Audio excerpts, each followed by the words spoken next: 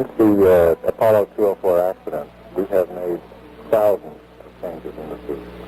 Changed almost all the materials with fire retardation and fire prevention in mind. Are you now in the process of working on yet another suit? Are you waiting this flight and this response before you make some design modifications? As a matter of fact, our designations of the flights differ from the publicly used designations for Apollo 7, 8, and 9. We go by serial number of the command module. The present command module flying tomorrow is the 103. And we have now in manufacturing suit crew 109. Will they be very much different in appearance and style than the one we see today?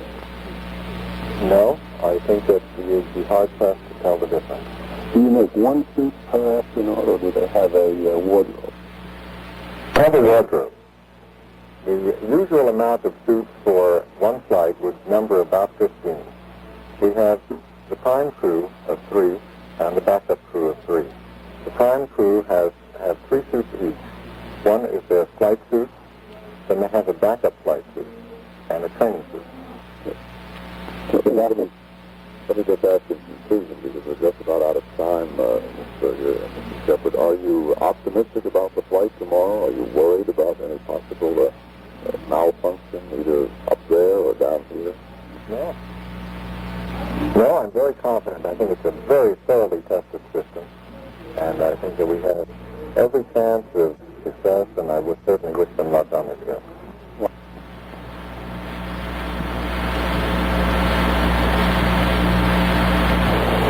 15 seconds and counting. The tanks continuing to pressurize in the vehicle. Not as many reports coming now as we all stand by on the launch vehicle test conductor's channel. The third stage is pressurized. 1 minute, 15 seconds.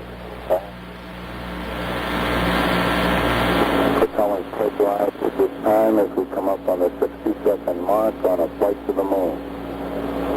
Now the engines will ignite almost 9 seconds before liftoff. T-minus 60 seconds and counting. The vehicle now is completely pressurized. We're coming up on a power transfer shortly. T-minus 50 seconds and counting. We have the power transfer. We're now on the flight batteries within the launch vehicle. 45 seconds. Final report coming from Frank Borman at this time. Final look at the swift lift aboard the spacecraft. 35 seconds and counting. We'll lead up to an ignition sequence start at 8.9 seconds, which will lead up as we build up the thrust to a liftoff. If all goes well, it's 0. We just passed the 25-second mark in the count.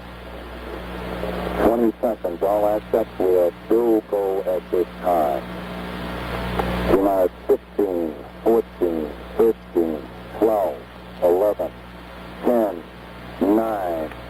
Here we have ignition sequence start. The engines are armed. 4, 3, 2, 1, 0. We have commit. We have liftoff.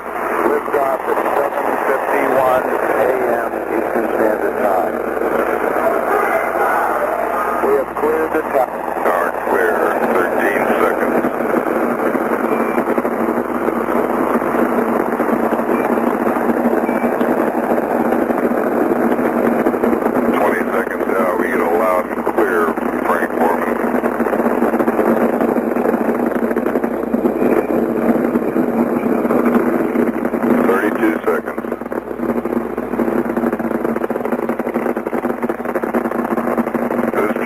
The S1C, the first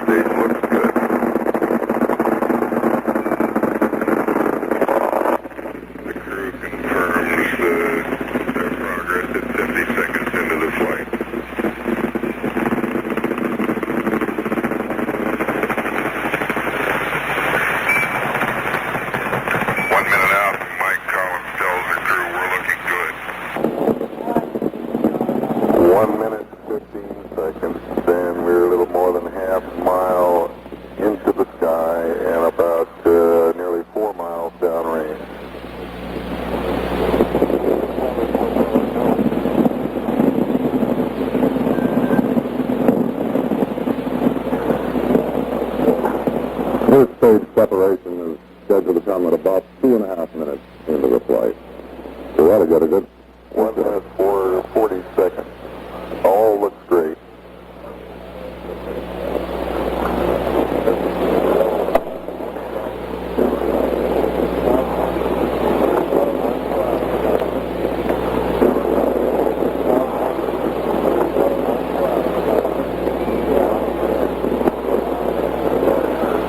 Mile and 6/10 into the mission, and Frank Borman has confirmed each event as it's been passed to him by Mike Collins at this point. The crew has been given a go for staging.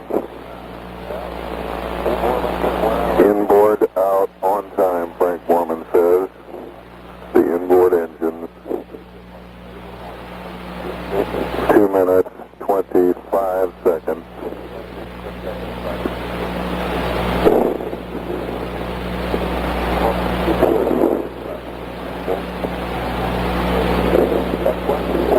We see an F1C, the first stage cut off.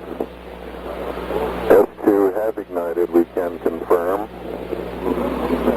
That's all The first looks good, all engines working. Sources show the second stage is burning perfectly. 2 minutes, 51 seconds into the mission.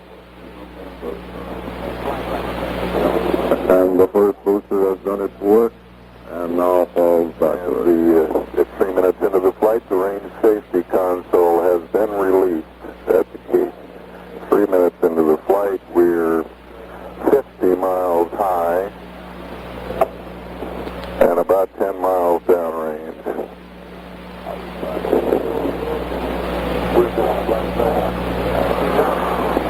Those smaller bursts you saw there were the power jettisoning and 3 minutes, 25 seconds. We have verified that the tower is jettisoned. The crew has verified the tower is jettisoned. Frank Borman says staging was smooth, and he says the ride now is even smoother. Frank McGee, the second stage burned for about 5 minutes, doesn't it? Yes, it gets 90% of its thrust within the first 2 seconds. Yeah, it gets busy in a hurry. It should be getting a go for the trajectory and guidance Communication now. on the bar has been excellent. It's been a little sparse, but it's been quite sharp and clear.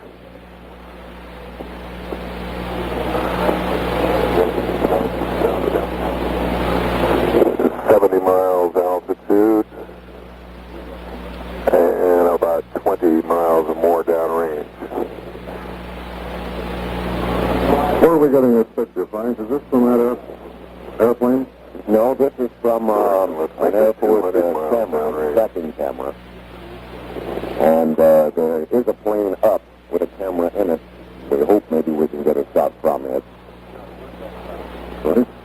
Best picture I recall. So with it an awful long time. Flight Director Cliff Charlesworth gets an enthusiastic go from both trajectory and booster at 4 minutes, 50 seconds into the flight. The third stage will ignite to finally push them into orbit, and it will stay with them. Mark 5 minutes. And the crew's advised their trajectory and guidance are looking good, and Frank Borman came back with a very chatty, thank you, Michael. Michael Collins, who would be in the center seat today except for an operation several months ago. 5 minutes, 20 seconds into the flight.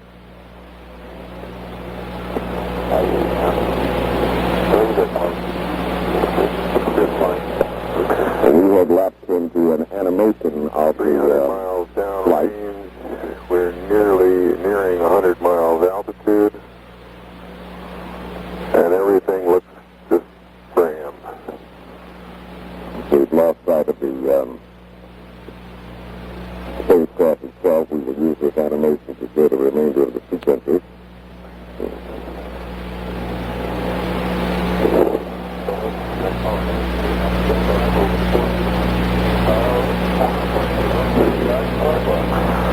And This is inside the Mission Control Center at Houston. which at this point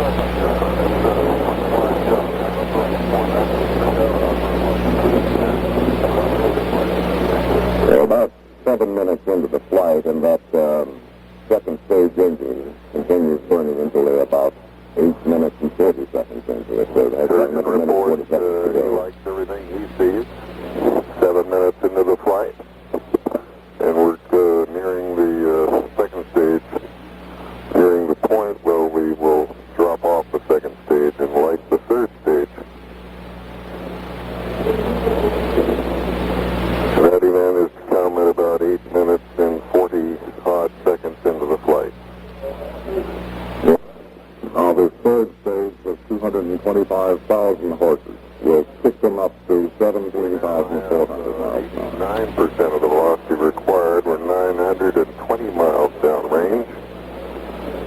And we're 9 minutes, 20 seconds into the flight. And at 10 minutes in, they get a go or no-go for achieving orbit. 30 seconds away now.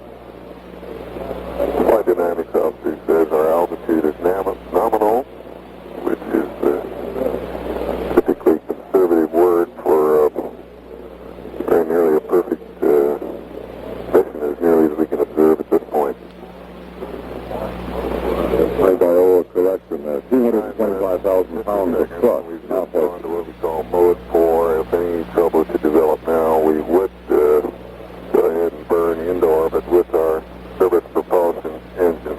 The crew is now being advised we plan to cut off the third stage engine at 11 minutes, 28 seconds into the flight. We're now at 10 minutes, 10 seconds. We're at 103.7 nautical miles above the Earth. Our velocity is at an even 24,000 feet per second, which is just very, very close to orbital velocity. That's 95% of it. And we're 1,200 miles downrange, which put us out a little bit east of Bermuda.